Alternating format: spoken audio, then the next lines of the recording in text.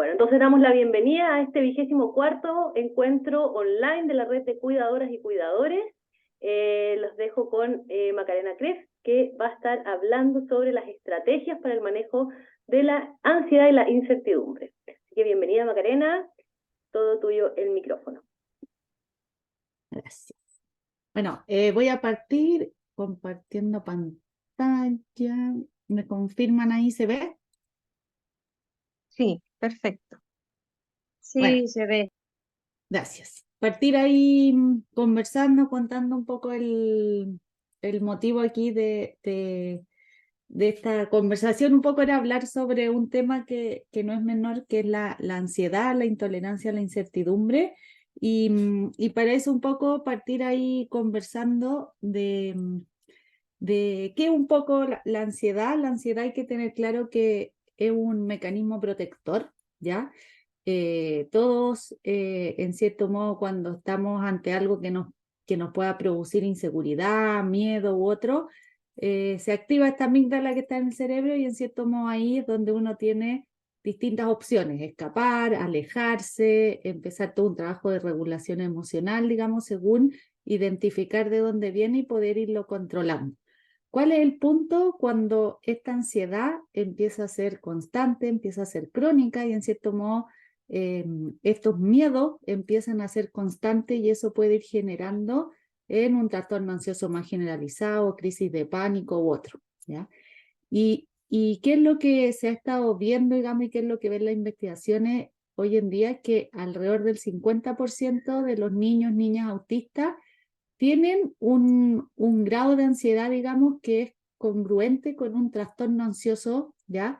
Y eso tiene un impacto significativo, digamos, en la vida familiar, en la vida cotidiana, el día a día. Y muchas veces, digamos, esto empieza a aparecer desde la infancia. ¿Y qué pasa cuando hay ansiedad? Desde etapas tempranas, digamos, hay un factor de riesgo de problemas de salud mental después en la adultez, ¿ya? Entonces, por eso es un tema fundamental. Y ahí vamos a ir viendo que justamente qué es lo que ha visto qué es lo que ha visto la investigación, es que los apoyos a personas autistas que tienen ansiedad difieren a los apoyos en ciertos aspectos a cuando no hay una condición de base como es el autismo, ¿ya? Entonces, ¿qué es lo primero a ir sabiendo? ¿Cuáles son esos síntomas de malestar emocional, ya que se pueden ver en forma transversal? Muchas veces el niño, niña, joven o adolescente verbaliza un malestar, pero a veces no saben qué es. A veces dicen algo me molesta o puede ser también me molesta la guata, ya estoy nervioso. Hay una manifestación de un malestar. Puede haber patrones de evitación, ya sean activas o pasivas, es decir, activamente para irme, como pasivamente me puedo quedar ahí paralizado, ¿ya?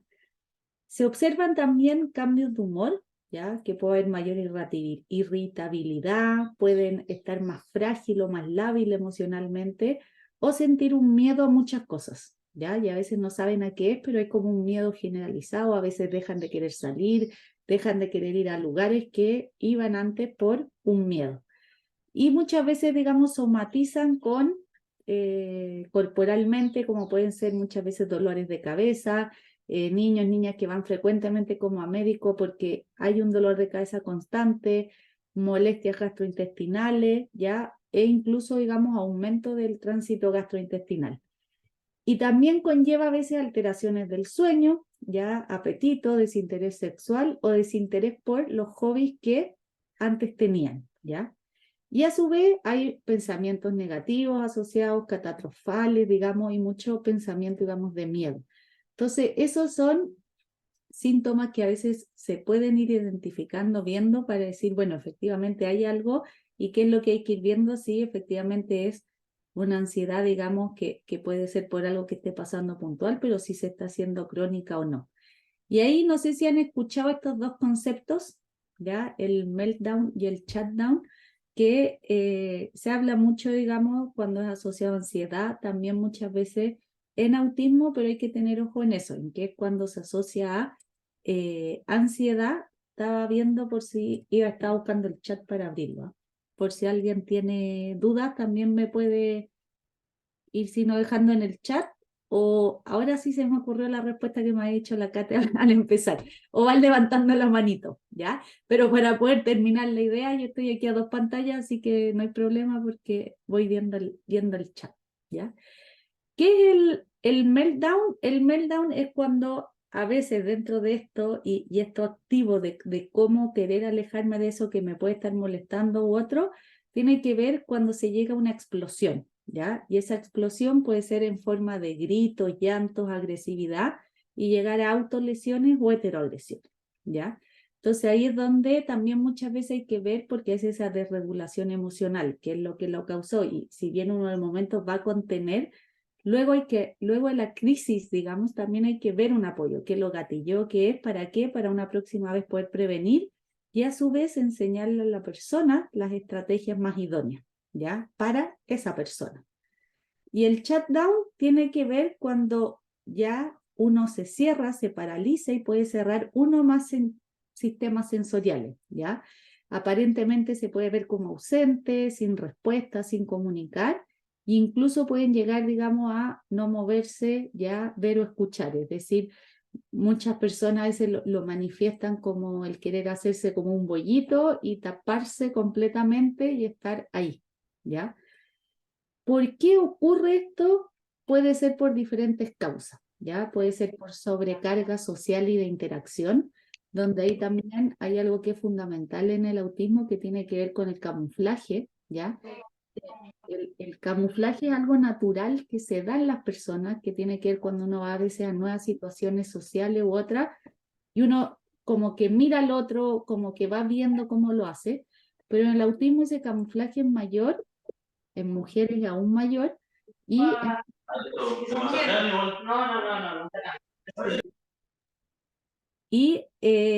aparte, digamos, sucede, me desconcentré en que ya, esperen, estaba hablando del camuflaje, ¿ya? El camuflaje en cierto modo en mujeres autistas es mayor, también está presente en hombres autistas, y en cierto modo eso lleva a una sobrecarga porque estás constantemente evaluando cómo es tu rendimiento social, cómo es tu rendimiento con los otros, más de qué dirá el otro sobre mí, sino de cómo me estoy yo comportando socialmente frente al otro, y muchas veces ese camuflaje es inconsciente, no ha sido consciente. Entonces, justamente cuando se van viendo los apoyos, es donde se va hablando finalmente el tema de esta identidad, quién soy, cómo soy, ¿ya? Cuánto quiero un poco hacer esos cambios, cuánto, digamos, y va con ver eso para justamente ir evitando esa sobrecarga finalmente por sobrecarga social, de interacción, de rendimiento, que se da por elevadas demandas que son impuestas por el adulto sin sentido para las personas autistas, ¿ya? Entonces, a veces, digamos, ellos lo hacen, pero porque tiene sentido para el otro, pero ahí viene un poco esa sobreexigencia. También puede ser por sobrecarga sensorial o por cambios en los planes, ¿ya? Tatiana ahí pregunta si el meltdown o shutdown ocurre solo en niños, niñas autistas o también en personas adultas. Ocurre en niños, niños, jóvenes, adolescentes y adultos, ¿ya? ¿Cuál es el punto? Que en niños muchas veces es visto como una situación desafiante, es visto como una desregulación emocional o conductual, ¿ya? Y ya luego en adolescentes, ya cuando muchas veces estalla este diagnóstico de ansiedad a lo mejor y autismo, o se ve que está este componente de ansiedad, ya se empieza a hablar de este shutdown, digamos, y meltdown, ¿ya? Entonces, ¿qué es lo que, qué es lo que hay que ir teniendo claro? ¿Cómo avanza, digamos, este trastorno de ansiedad a través de la vida? En la infancia se manifiesta mayormente por un trastorno de ansiedad, separación. Muchas veces el mutismo selectivo tiene que ver por esta ansiedad. En la etapa escolar más por una fobia, que puede ser específica a algo, fobia social o trastorno de ansiedad generalizada, acá estamos hablando como el tema de los diagnósticos. En la adolescencia, en la juventud, similar a escolar, pero se suman los trastornos de pánico, ya donde ella se empieza a ver afectada la respiración, muchas veces sienten que no pueden respirar y ese sentir que vas a morir ya donde efectivamente ya en el extremo de los trastornos de pánico, en cierto modo, muchas veces se termina con vómitos, con otros, porque esa crisis de pánico es muy alta. Y también hay que tener paralelos si es que hay un trastorno de estrés postraumático o un trastorno obsesivo compulsivo que también, digamos, puede estar ahí, ¿ya? ¿Y qué es lo que se ha visto un poco en la ansiedad y en el autismo, ¿ya? Lo que se ha podido observar y lo que están viendo digamos, las investigaciones es que las personas autistas experimentan ansiedad. Esta suele ser compleja porque, en cierto modo, la ansiedad que se ha visto en personas autistas abarca características de diferentes trastornos de ansiedad de los que yo les acababa de mencionar. Es decir, en personas autistas lo que se ha visto es que las características a veces tienen que ver con trastornos por separación, a veces tiene que ver por algo social, a veces hay algo generalizado, pueden haber trastornos de pánico, pueden haber más compulsiones, ¿ya? Y puede haber un estrés postraumático muchas veces a causa de bullying, de situaciones que han sucedido. Entonces, justamente esa es la dificultad del manejo en ansiedad en personas autistas, ¿ya? ¿Por qué? Porque hay síntomas que son relacionados a la ansiedad, pero hay otros que son parte de la sintomatología del autismo, ¿ya?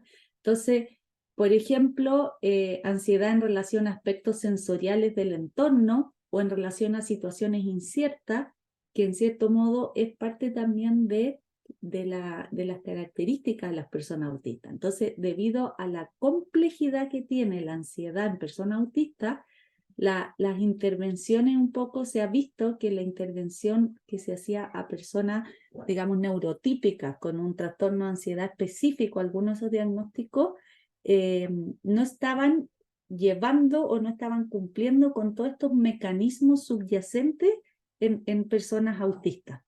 ¿Y qué es lo que muestra la investigación con el equipo, digamos, ahí de la doctora Rogers de la Universidad de Newcastle? Es que un mecanismo clave es apoyar y trabajar la intolerancia a la incertidumbre, ¿ya? Esa intolerancia a la incertidumbre muchas veces está dado por esa inflexibilidad cognitiva o por otras sintomatologías propias del autismo, ¿ya? Esperen que no me anda el copo, ahí. Y en cierto modo, ¿qué es la intolerancia a la incertidumbre? Es la tendencia a reaccionar negativamente a nivel emocional, cognitivo y o conductual ante situaciones o acontecimientos que pueden ser inciertos, ¿ya? Entonces, Q, ¿ya? Que es el programa, digamos, realizado por la doctora Rogers de la Universidad de Newcastle, es un programa que se realiza con los padres, consiste en 8 sesiones específicamente, donde tú en un trabajo grupal con los padres vas haciendo el trabajo indirecto para los hijos, es decir, a los padres es un programa pensado para personas entre 6 a 16 años, donde cuidador, madre y o padre aprenden a identificar qué situaciones gatillan esa intolerancia a la incertidumbre en sus hijos, por ende genera ansiedad, y vamos viendo qué estrategias son más adecuadas a cada situación, ¿ya? ¿Para qué? Para que estos padres, después de estas 8 sesiones, ellos queden con las herramientas para poder ir apoyando a sus hijos, ¿ya? Y eso es lo que se ha ido viendo en todas las investigaciones, es decir, la intervención mediada por familiares es más efectiva. ¿Por qué? Porque tú le enseñas finalmente a esos padres el cómo usar las mejores estrategias, y aquí vamos a ver que en Q, finalmente el que decide cuál es la mejor estrategia es el niño, joven o adolescente, ¿ya? Como que uno presenta este abanico como cuidador, pero el que decide cuál usar es el hijo, ¿ya? Y Q es un programa que ahora está entre 6 y 16 años. El Q de adulto ya está listo, digamos, ya está listo el programa, ahora están aplicándolo en Newcastle para ya luego de eso empezar las formaciones a los profesionales para poder usarlo en clínica, ¿ya? ¿Cuál es el objetivo de Q? Es desarrollar autonomía en la persona autista, digamos, a través de la promoción de la flexibilidad y la tolerancia a la incertidumbre. ¿Por qué? Porque este programa parte de que en el día a día siempre van a haber incertidumbres. Alguien puede llegar tarde, puede no llegar un profesor, puede suceder que la mamá dijo que llegaba a tal hora y no llegó. O sea, la incertidumbre es parte de la vida diaria. Entonces, este programa lo que busca es cómo justamente flexibilizar y tolerar esa incertidumbre. ¿Para qué? Para que el niño aprenda a tolerarla en vez de reducirla, ¿ya? Muchas veces el mecanismo es escapar, y acá lo que queremos es decir, bueno, pero ¿cómo, qué estrategias usas tú para poder enfrentarla? Y por sobre todo busca que la persona aprenda a identificar cuáles son las estrategias efectivas y cuáles son menos efectivas, ¿ya? Y por sobre todo Q tiene un objetivo que es motivar la reflexión entre los mismos grupos de adultos. ¿Para qué? Para ir viendo y evaluando cómo van sirviendo esas estrategias en mi hijo. Entonces, en Q, si bien hay una base que es general grupal, uno lo que va haciendo y apoyando es que por medio de las sesiones tú lo vas individualizando a cada familia y sus características, ¿ya? Entonces, ¿cuáles son estas estrategias para afrontar esta intolerancia a la incertidumbre? En cierto modo, lo primero es saber cómo reacciona esa persona, ese hijo, ese estudiante, ese usuario que uno puede estar apoyando ante la incertidumbre y empezar a aprender a tener un diario de esa incerteza, ¿ya? Vamos a ir planificando cómo abordar la incertidumbre, no podemos partir abordándola frente a todas las situaciones. Tenemos que tener una caja de herramientas personalizada a cada persona y podemos hacer uso de historias y uso de juegos. ¿Cómo? Lo primero es saber cómo reacciona ante la incertidumbre y hay que tener claro que cuando hablamos, digamos, de personas autistas, en general las situaciones que te llevan más incertidumbre puede ser asociado a algo de la rutina, un cambio en la rutina, puede ser asociado a una, digamos, una intolerancia a la incertidumbre que me generó por algo social, por algo que tengo que yo ver de cómo voy a rendir. También puede ser rendir académicamente, socialmente, pero también a veces cómo interactuar con el otro o si lo gatilló algo sensorial, ¿ya? Y esto lo primero es saber y que los cuidadores aprendan a identificar cómo reacciona su hijo, su hija, frente a esa incertidumbre. Entonces, por ejemplo, acá hay un ejemplo. Nathan tiene 14 años, sus amigos lo invitan a salir y le planean ir a almorzar. Puede ser un restaurante, un patio de comida. Él quiere salir con sus amigos, pero no le gusta la idea de ir a un restaurante. Él está familiarizado, él ha ido a ese restaurante con sus padres, pero él piensa en todas las cosas que tendría que hacer por sí solo. Ordenar la comida, pagar la comida, buscar los baños y siente ansiedad por todo eso, entonces empieza a preocuparse por todas las otras cosas que podrían pasar. Entonces, eso es lo que te genera muchas veces la ansiedad. Yo a lo mejor partí porque no sabía, o sea, ¿qué era lo incierto aquí? ¿Qué voy a tener que hacer solo? Ya, pero ¿y si yo aparte tengo que hacer eso solo y además empiezo a pensar que podría tener más sed y quiero otra bebida, pero no voy a saber si tengo más plata y si la comida no está bien o si el líquido quedó muy aguado y no me gusta? Por ende me siento inseguro y finalmente, ¿qué hago? No voy. Entonces ahí es donde yo escapo de esa intolerancia a la incertidumbre en vez de aprender a tolerarla, ¿ya? Por ejemplo, tiene que ver con algo más de rendimiento, porque si se fijan, y por eso es importante escuchar, ¿qué es lo que te pasa? Dímelo. ¿Por qué? Porque yo al escuchar tengo que ir identificando qué es lo que lo gatilla. En este caso, lo que a él le genera este pensamiento, este miedo que finalmente decide no ir, es por el rendimiento que él va a tener que hacer. ¿Por qué? Porque eso genera que mis estrategias van a ser hacia eso, ¿ya? Otro ejemplo, por ejemplo, y que es muy común, yo siempre digo septiembre es como el mes del cambio en los colegios y diciembre, digamos, fines de noviembre, diciembre. Para el último día del semestre, la escuela de Emma va a ser un día sin uniforme. Esta es la peor pesadilla para ella porque no sabe qué debe ponerse. Su mamá le sugiere usar un nuevo vestido y zapatos, pero ella no está segura. Ella quiere usar eso, pero no sabe qué actividad se va a hacer, no quiere ensuciar su ropa, pero tampoco quiere destacar frente a sus compañeros, por ende finalmente se altera y decide no ir al último día de escuela. O sea, tú ves que aquí también finalmente termina escapando de esa intolerancia a la incertidumbre. Y aquí tú puedes ver que si bien lo gatilló esta rutina, también tiene que ver algo con sociabilización. Entonces ahí a ti como madre, como padre, te va enseñando a decir, bueno, ¿qué lo está causando? ¿Por qué? Porque eso me va a generar mejores estrategias. Bueno, y hagamos algo, averigüemos qué actividad se va a hacer, veamos si será mejor más deportivo o no.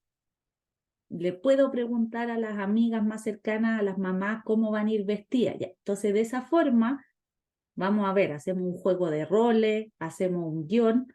¿Para qué? Para que ella finalmente pueda enfrentar ese día, esa intolerancia.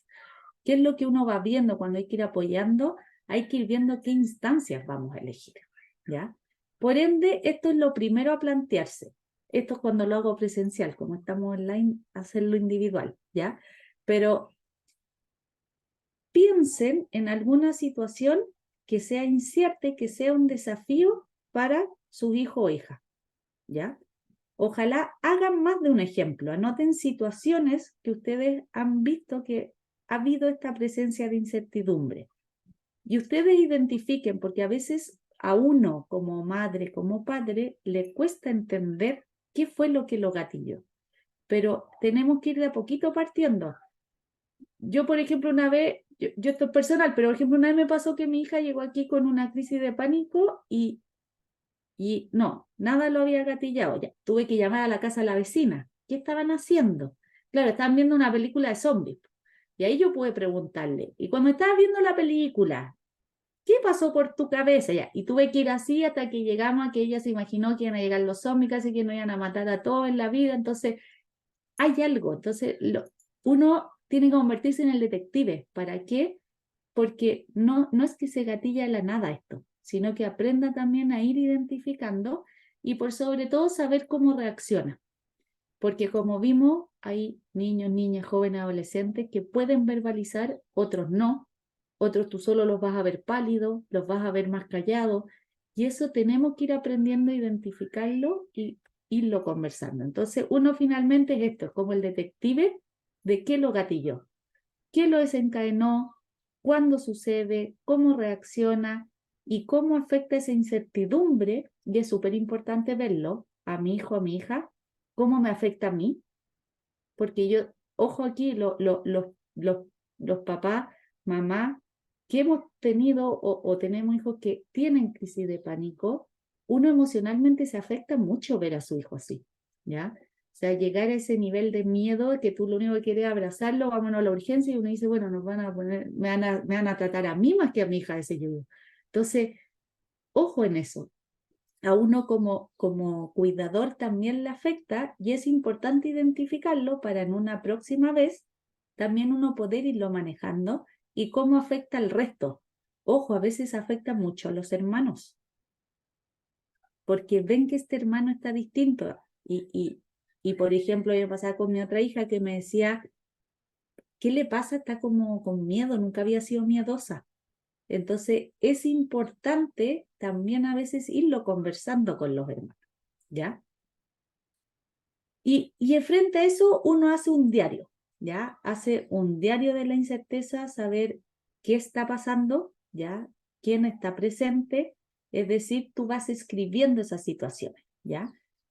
¿Qué fue lo que pasó? ¿Quiénes estaban presentes? ¿Qué fue lo incierto?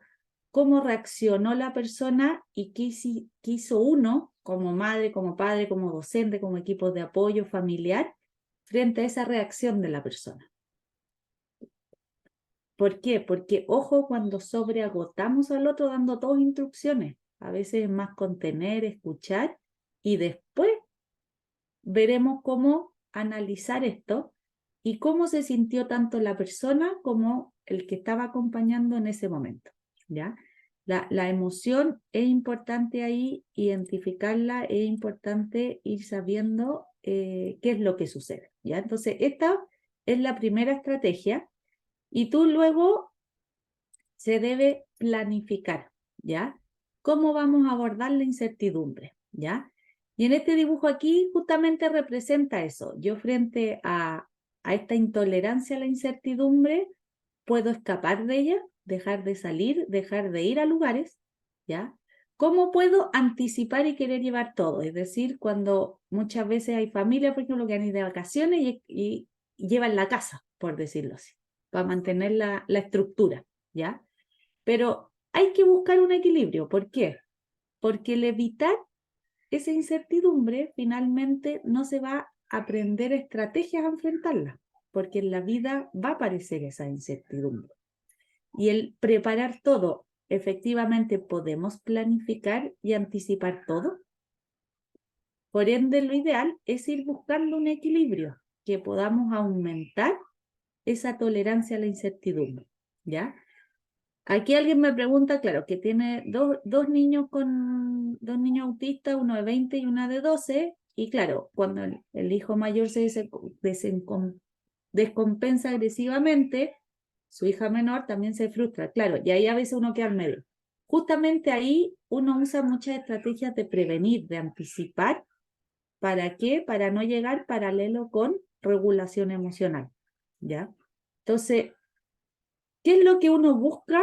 Aumentar esa intolerancia a la incertidumbre nos permite un enfoque que es más flexible. ¿Por qué? Porque nos permite afrontar justamente esa incertidumbre que no se puede controlar, predecir o que uno no puede planificar. Pero ¿cuál es el punto? Que pueden haber muchas situaciones inciertas y no podemos trabajarlas todas, sino que uno ahí justamente se va trabajando con la familia, o en el caso a veces con adolescentes, con la misma adolescente, ¿cuáles serían situaciones inciertas que se generan una angustia desmedida? ¿Por qué? Porque ahí no vamos a partir haciendo una tolerancia a la incertidumbre. ¿Cuáles son zonas inciertas pero que acepta esa incertidumbre? ¿Y cuáles serían estas situaciones que quedan al medio? ¿Por qué? Porque uno va a enfrentar aquí, primero, estas situaciones. Vamos a aprender a ir usando estrategia en esa zona intermedia, ¿ya? Sin aún llegar a las máximas. ¿Por qué? Porque puede generar, digamos, que aún no esté preparado para eso. Y uno que hace la meta a largo plazo, a lo mejor, por ejemplo, alguien que dejó de ir al colegio, ¿ya? La meta a largo plazo a lo mejor sería que vuelva al colegio. Pero ¿qué vamos a tener que ir viendo? Sí, esta es nuestra meta, volver al colegio. Pero vamos a ir de a pasos, porque a lo mejor no va a ser llegar al colegio las 8 horas, sino que vamos a ir viendo algunas asignaturas, vamos a ir viendo que empieza a ser capaz de estar en otros lugares, entonces uno va aumentando, en cierto modo, en lograr llegar a ese objetivo, ¿ya? Y aquí hay algo fundamental que tiene que ver con la caja de herramientas. Esta es una estrategia que se va trabajando de cuáles son esas herramientas ya que a mi hijo o hija le van sirviendo. ¿Qué es lo que sucede? Que la caja de herramientas, no, por mucho que uno lee, uno en caja de herramientas tiene que poner distintas estrategias. Pueden ser sociales, físicas o cognitivas, ¿ya? Pero cuáles poner van a depender de la característica y de qué cosas lo calman a la persona, ¿ya? Entonces, por mucho que uno quiera hacer una caja de herramientas, uno propone a lo mejor alguno, pero luego la vas bajando. Entonces, ¿cuáles son las herramientas más físicas? Puede ser respiración, pelotas antiestrés, los Funko Pop, las tarjetas de pista, todo esto, finger toys, ya como pueden ser, en cierto modo ahí hay muchos, pueden ser los spinners, pueden ser estos cubos que uno va moviendo, venden muchas veces estos anillos, ya de ansiedad, que es para estarlos moviendo, y en cierto modo son físicos que te ayudan. Pueden ser estrategias sociales, ¿ya? Que pueden ser compartir oportunidades de hablar de emociones, cuando, por ejemplo, las personas autistas muchas veces identifican situaciones que lo llevan a diferentes emociones, pero les cuesta describir cómo es esa emoción en ellos. Una cosa es que les cueste describir, pero otra cosa a veces les cuesta también identificar en qué parte. Entonces, el hablar desde las emociones, no sé, hoy día estuve muy feliz porque me pasó esto y yo sentí esa felicidad de tal forma. Cosa de que la persona, el niño, digamos, empiece él. Por ejemplo, hoy día tú, al ir a buscarlo al colegio, en vez de decirle a veces siempre, ¿qué hiciste? Decirle, hoy día, ¿qué te puso feliz en el colegio? ¿Dónde sentiste esa felicidad? ¿Qué te enojó hoy día en el colegio? ¿Dónde estuvo ese enojo? ¿Por qué? Porque muchas veces cuando está esta ansiedad presente, generalizada, ¿qué es la felicidad? Estar sin preocupaciones, estar tranquilo. ¿Qué es el miedo? Y el miedo te lo escriben muy bien o muchas veces te dan muchas situaciones. ¿Qué es la tristeza? No sé, pero termino con miedo ese. Entonces, muchas veces el miedo domina el resto de las emociones y ese miedo es ansiedad. Justamente el poder ir identificando, ¿ya? Y aquí hay una persona que me contó esto, que yo sé cuando me escuche se va a identificar, que nunca me voy a olvidar un dibujito que me hizo, de cómo cuando llegó el miedo, ¿ya? Dominaba esas emociones, pero en la última sesión el miedo estaba al lado de la felicidad y de otras emociones. ¿Por qué? Porque empiezas a identificar y muchas veces, y trabajándolo con distintas mamás, papás como niños, te dicen como que yo al empezar a entender esto, empecé a poder ser feliz, porque empecé a entender que la felicidad es diferente a no tener miedo. Son dos cosas diferentes. Entonces, eso es lo que el compartir esas emociones, el juego de roles, la relación conjunta, el involucrar a otro, te permite justamente ir viendo esto. Y lo otro son las estrategias cognitivas, ¿ya? Hacerse pistas como yo puedo estar tranquilo, esto yo ya lo he hecho, yo puedo hacerlo, etc. Por ende, en las cajas de herramientas, lo que uno busca es que la persona reconozca qué estrategias no están sirviendo porque me llevan a continuar en ese pensamiento, pero por sobre todo identificar cuáles sí.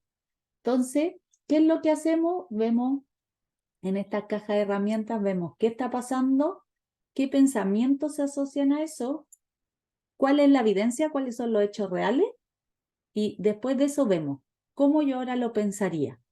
Pero qué es fundamental finalmente en esto, que hay que ir logrando llevar un registro de qué herramientas sirven según qué situación. ¿Y qué se hace? Alguien acá preguntaba, digamos, entiendo, pero es posible trabajar como cuidador usando estrategias para ir bajando la ansiedad. Pero si lo hacemos todo y aún estamos mal sin resultados, es mejor medicar.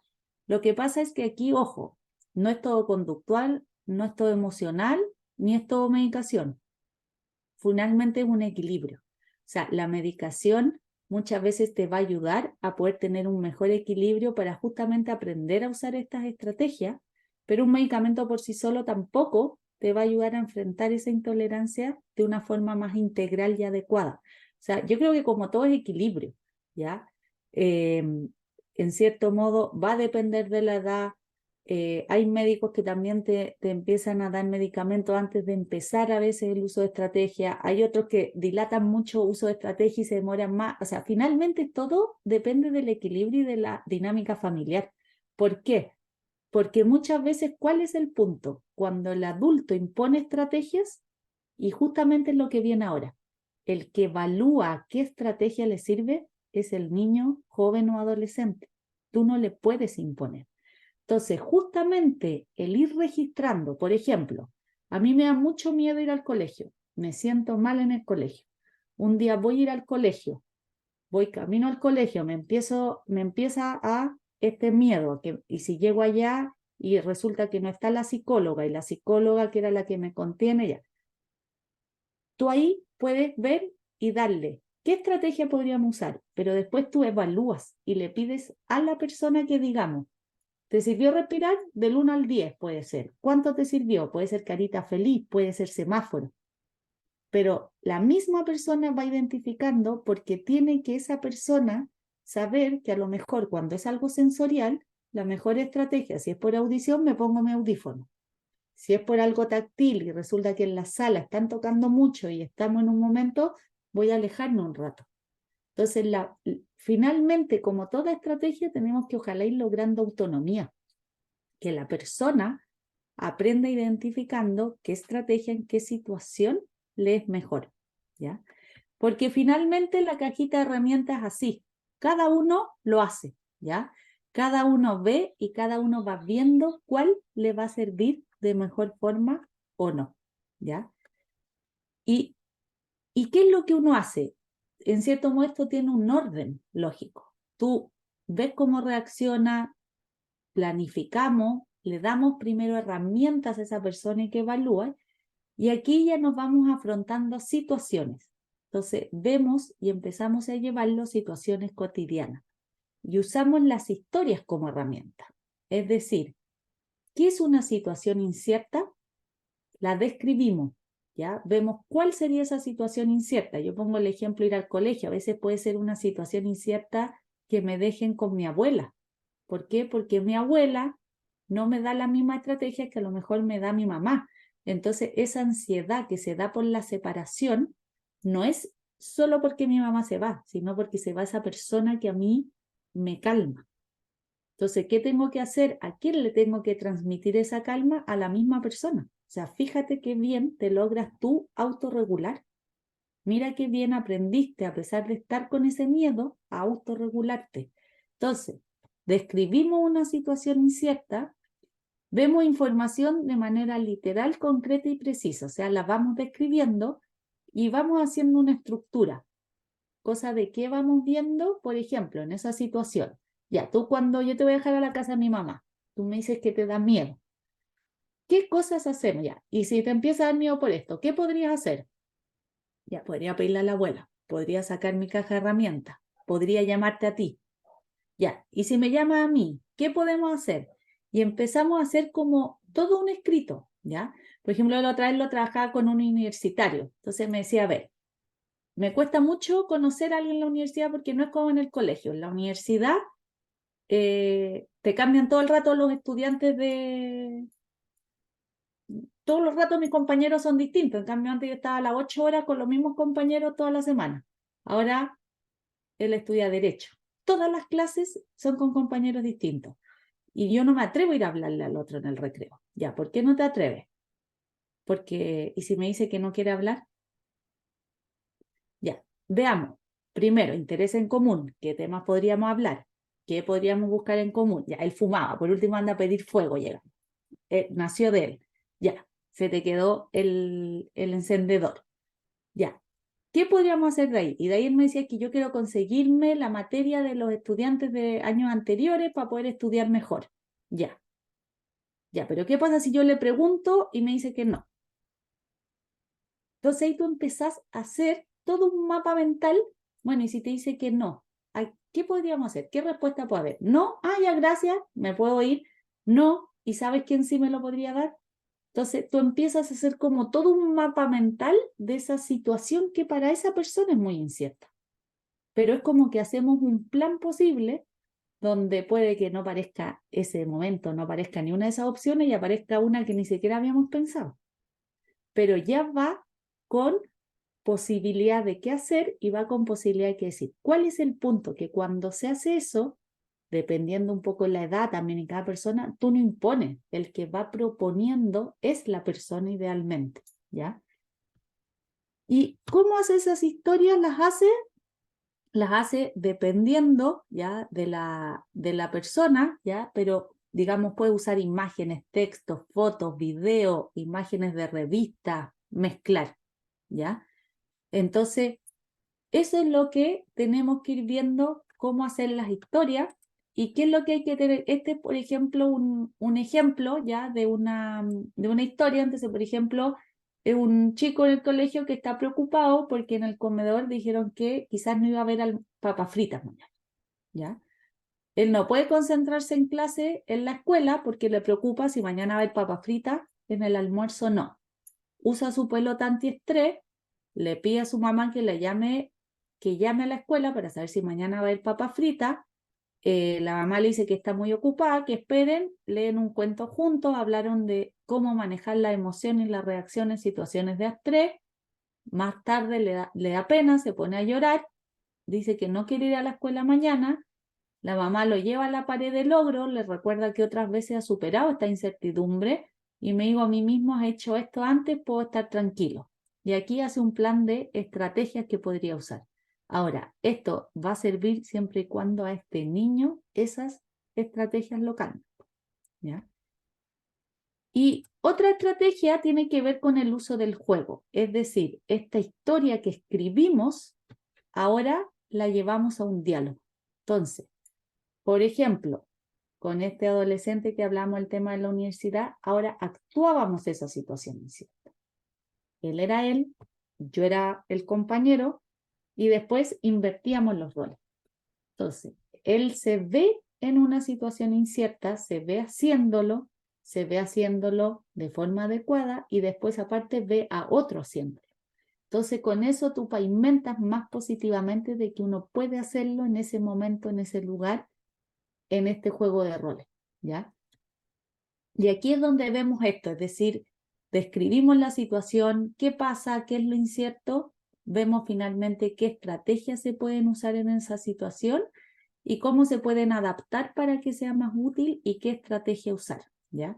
Porque finalmente es esto, ¿cuál es el resultado de usar cada estrategia? Porque muchas veces pasa, niños, jóvenes, adolescentes, adultos, que por ejemplo tienen muchas estrategias para lo sensorial, pero a veces faltan estrategias para otro aspecto, o a veces dentro de la sensorial tienen mucho para lo auditivo, pero faltan para lo visual o lo otro. Entonces ahí es donde hay que ir viendo qué estrategias usan y ver cuáles son las que están teniendo efectivamente mayor efectividad, pero cuáles faltarían agregar para poder abarcar todo esto que puede generar la ansiedad en personas autistas, que puede ser por rendimiento, que puede ser por sociabilización, puede ser por algo sensorial, y se me olvida una cuarta, ¿ya? Entonces, eso es lo que hay que tener claro, ¿ya? Eso era un poco un resumen general, porque yo sé que esto de aquí es general, pero yo lo que quiero que se queden con todo esto es que hay que irlo individualizando, personalizándolo a cada persona. Y algo fundamental, por ejemplo, yo no sé si conocen a Temple Grandin, ella tiene muchos libros que habla, también está la película, yo se me sugiero en la película, y ella dice esto: recuerdo la frustración de no poder hablar, sabía lo que quería decir, pero no podía hacerlo, no podía hacer salir las palabras, solo gritaba, ¿ya? Y ella iba contando en muchos libros, muchas charlas de ella en que cuenta esto, cuando a veces llegaba un meltdown, cuando llegaba un shutdown, y el no poder decirlo. Y esto creo que es algo fundamental. Muchas veces no vamos a poder cambiar la situación, pero sí tenemos la libertad última de cambiar nuestra actitud, ¿ya? Como acompañantes a veces, como guía ahí, y un poco entender esto. Entonces, ahí invitarlo, digamos, a ir viendo más en el caso de que tengan un hijo o hija que requiere este apoyo de intolerancia a la incertidumbre. Yo ahí les dejo mi mail, acá tenemos la página web y en YouTube, ya en INDEP-PK, tenemos charlas que también hemos ido dando. Hay otras que, por ejemplo, está Jaime Pereira, el psiquiatra infanto-juvenil, que habla de ansiedad adolescencia, de estrategias, justamente ahí habla de ese equilibrio entre los medicamentos, pero también los apoyos ambientales. Entonces, yo creo que finalmente es eso, cómo ir logrando el equilibrio, y creo que ahí hay un desafío como cuidadores, madres, padres, que no es menor, que es contener, que es apoyar, pero finalmente yo creo que el mejor recurso, el mejor regalo que le podemos dar a nuestro hijo es justamente ese, cómo darle los recursos y las estrategias para que vaya aprendiendo a autorregularse, porque no vamos a poder tenerlo en una burbuja siempre. O sea, se van a enfrentar a momentos, a situaciones donde uno ojalá no quiere que pase eso, pero finalmente lo mejor que podemos darle es eso, irlo soltando de a poquito, pero con los recursos para poder seguir. Así que eso, darles las gracias ahí a todos los presentes. Espero que les sea ahí útil un poquito aquí, lo poquito que alcanzamos, no mucho a conversar, a hablar yo. Oye, muchas gracias, Maca. Mucha información, súper clarita igual. Había ahí una pregunta en el chat, me parece. A la gente aquí diciendo muchas gracias, muchas gracias. Nada, agradecerte por tu buena disposición para participar en estos encuentros, que ya es el segundo que contamos con la Maca, que nos ilustra un montón, que es súper clara tu manera de transmitir todo lo que tú sabes. Así que nada, nos queda solamente agradecerte por haber participado, agradecerles a todas las personas que se sumaron hoy día. A los que no alcanzaron antes de escuchar, nosotros tenemos un grupo de WhatsApp de la red de cuidadoras y cuidadores donde nos apoyamos, nos acompañamos y ahí también publicamos todas las actividades que nosotros como Fundación CAI hacemos y también la, otras que ustedes mismos, porque hay algunas de ustedes que son parte de otras organizaciones y también pueden publicar por esta red donde hay muchas cuidadoras y cuidadores sus propias actividades. Así que queremos agradecerles un montón por participar. Los que quieran sumarse a este grupo de WhatsApp pueden dejar ahí en el chat acá mismo, dejar su teléfono y yo en el transcurso de la tarde o ya mañana los voy sumando al grupo de WhatsApp. Ya veo hartas caras conocidas que ya se nos suman siempre a las actividades. Así que nada, solamente agradecer a eso. Este es el último encuentro que tenemos este año. El próximo año queremos continuar con este trabajo que llevamos ya. Este es el tercer año que estamos haciendo estos encuentros y también las sesiones de autocuidado que hacemos a final de cada mes. Así que queremos aprovechar de agradecer en nombre de la Fundación a el Consejo de Cuidadores, de Cuidadoras, que son algunas de ustedes mismas, que algunas están acá, como Silvana, la Carmen, la Erika, Francia Castro, que también está aquí por aquí con nosotros, a Liliana, a Margarita Marchant, a la Mimi y a la Paulina Murano, que nos ayudan un montón en generar contenidos, en decirnos cuáles son los temas que les interesan, que quieren que expongamos, que participan en todas nuestras actividades. También agradecer un montón a Fundación Olivo, que sin ellos la verdad no sería posible realizar todos estos encuentros y haber mantenido durante todo este tiempo esta maravillosa red que hemos logrado construir. Así que eso, muchísimas gracias. No sé si la Ale quiere decir algo. Ale, ¿está por ahí? Está muteada la Ale. Ahí. Sí, que está medio pegado mi internet. Eh, Gracias, Maca, por esta, digamos, introducción igual profunda al tema de la ansiedad, que muchas personas, más allá de la condición que la tengan, que puedan tener, viven la ansiedad como con mucha intensidad. Y muchas personas no conocen que existe la posibilidad de tener herramientas y que sean herramientas progresivas y que también pueden ir cambiando a lo largo de la vida. Así que muchas gracias. Y esperamos el próximo año poder ir profundizando sobre este tema y muchos otros. Nosotros como red consideramos que es muy importante poder ir acercando al menos al léxico, a las nuevas como miradas, los nuevos enfoques terapéuticos a las familias, siempre desde el respeto, desde el respeto a los derechos de las personas. Digamos, todas las personas tenemos derecho a recibir los apoyos para poder seguir desarrollándonos. Entonces, el objetivo de la red tiene que ver con eso. Y así como dice Tatiana, que agradece a Macarena también sobre lo mismo, queremos que el próximo año poder fortalecer todas estas miradas que hemos ido descubriendo en el último tiempo de la importancia de la familia y de que, por ejemplo, la comunicación, el poder hablar de las emociones, el poder, incluso el tema de los juegos de roles, que es muy como que a uno les da como plancha también, incluso hacerlo en la intimidad, porque no es algo que uno haga cotidianamente, y siendo que uno a veces jugó mucho juegos de roles siendo niña, pero después en la adultez uno dice, oye, pero ¿cómo me voy a poner a hablar como tal persona? Pero es cosa de lanzarse, y todas esas son oportunidades de verdad de profundizar mucho, mucho, mucho en lo que pasa en el interior de cada persona, pero es cosa de atreverse.